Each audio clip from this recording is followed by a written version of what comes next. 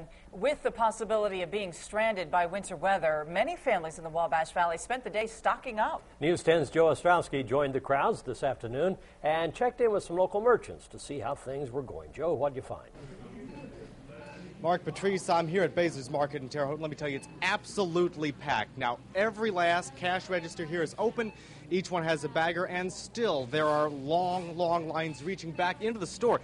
Same's true out in the parking lot. People are circling and circling, looking to find that perfect spot, that perfect piece of real estate so they can get in here and get stocked up. And we see people leaving with just about everything. People leaving with food, drinks, rock salt, just about anything you need to stock up. I spoke with workers here earlier today to find out how they're dealing with all these extra customers.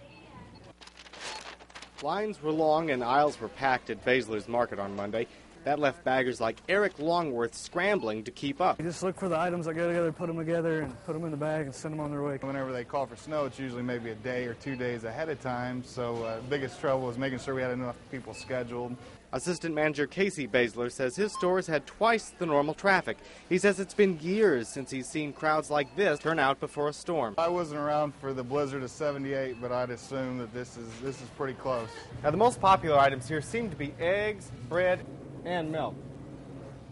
We don't usually run out, but we come pretty close. We can always call in reserves if we need to, and looks like we're going to have to today. Across town at DIY Rentals, owner Holly Wiesterfeld says customers aren't concerned about keeping food on the table, but keeping lights on at home with electric generators. This morning I had messages on my machine when we opened at 8:30 asking if we had them and how much they cost.